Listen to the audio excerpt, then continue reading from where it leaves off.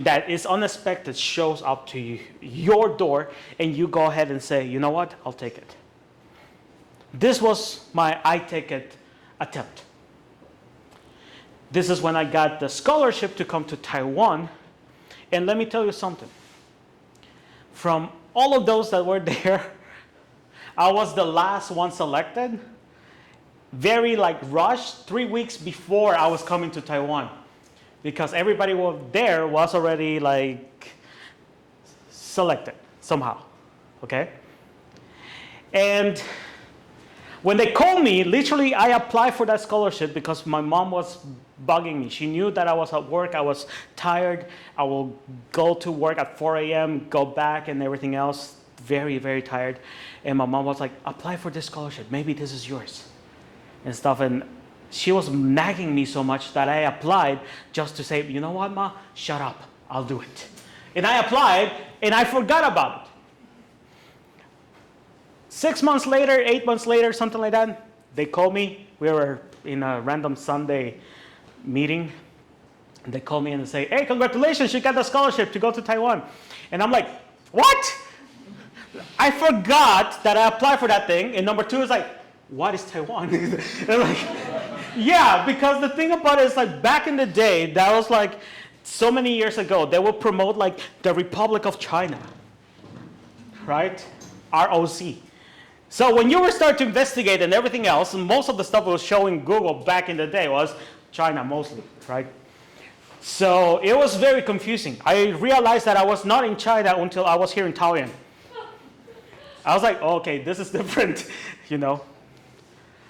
But this was the chance that came in let's try to do something different.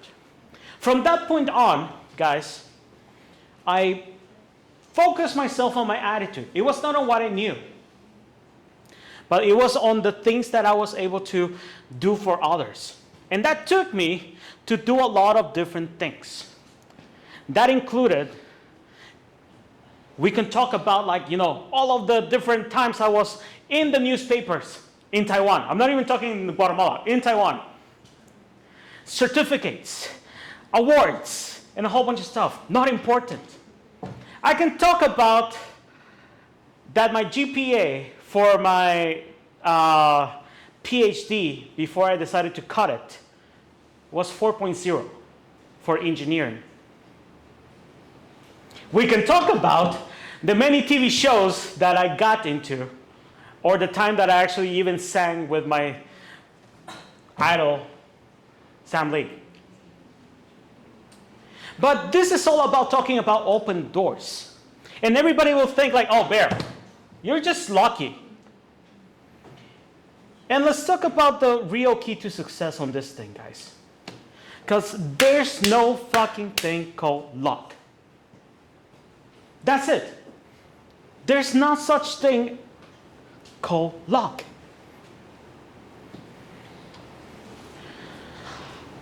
Remember this, learn it, make a tattoo on it, do whatever you want. But don't forget it. Luck is when preparation, your preparation meets the opportunity. And this is where your attitude goes there. Because your attitude will take you so far as your knowledge will take you. Yes, it's important. Show up to class. Show up on time, right, Eugene? But keep a good attitude. Because that's what's going to open the doors for you to be able to get to where you need to be at. And to be at the right place at the right moment. And when they call and say, hey, Bear, we have this opportunity. We need somebody to go ahead and replace a teacher. This is how it started. We want you to replace a teacher. It's only going to be half a semester. I stay here for 4 years and a half, but still. Because the other teacher quit in the middle of the semester. So I was like, sure, no problem. I'll go ahead and replace it. I was just at the right moment and I had the preparation. That's it. That was my luck. And how did they call me? Well, because I was the kid who was cleaning the floors in ILCC. So they knew me. I was not doing the nice speeches or doing something important or stuff like that. No. They didn't call me because, like, oh, Bear, you've been in the television so many times. They didn't care because they needed a programming teacher. So I was like, oh, yeah, everybody, let's talk about how to look at the camera one-on-one. No, nobody cared. They just knew that I had the preparation and the opportunity showed up. I applied for the scholarship, same thing. I had the grades. The opportunity showed up. I just said, like, whatever, and I was here. The thing about it, guys, is like many times we get into trying to compare our lives with who we have around us. That's because that's what our parents do many times. They'll go like, 哎呦，你看他哎，他比较好，他很聪明哦。Like look at them. They look to be very smart because they're going to go to a better university. They're going to go to Taita after this stuff. Or, look at the type of job they got. It's like, okay, they're working in Google. No problem. I'm not working in Google, but guess what? I know I have job security. If you know, actually Google just fired like a whole bunch of people last month. Why? They don't have money. They closed divisions and stuff. And literally they just told them over the break. Like they just hired like that. Look at them. Like they're going to Europe or something like that. Okay, you don't have the money to go to Europe, no problem. But you can still make the best life ever. You don't need to go. At least not now. You will get the chance to go. Everybody's life is different. I cannot compare my life with what Prince is living right now, with what Cheryl is like living right now, with what anybody in this room is living. When you ask me what was I doing at your age in YCU, oh my fucking gosh, you guys are amazing kids. The kind of crazy stuff I was doing at your age. Don't feel proud, but I don't regret it either, okay? So, you guys have to take into account the following. Your attitude towards where you're going to be at. You're going to start right now the process, and when you go to a company, think about the following. That it's going to matter a lot how is your attitude towards the people you work with. It's going to matter how they see you and perceive you as the person that you are. But you're not going to be there to show like how much you really know. Because actually internships, guys, what is the purpose of an internship? Not only to gain experience in the industry you're going to go with, but to also learn something that you didn't know before. You cannot go ahead and say like, oh yeah, I got this figured out, right? And you go there and yes, you have to be propositive and you have to bring ideas to the table. You definitely don't be the one person that always brings problems to your boss, right? If you have a problem, go there and like, hey, we have this problem, but this is the solution. Attitude. So that is what you need to worry about. How is your attitude towards it? Are you going to see it as a chance of like, to really grow and do something better out of this experience and say like, oh, you know what? Yes, I'm working. Yes, I'm just tiring, but I'm having fun. Or you're going to be like, cool. I have to wake up early. I have to go do this. I have to do this and stuff. If you suffer it since the very beginning, you're not going to enjoy this. Okay?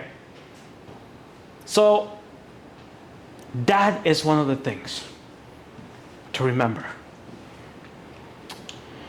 When we were in class, for sure, when we started here in programming class and then design class. Unfortunately, I was not able to give you design class.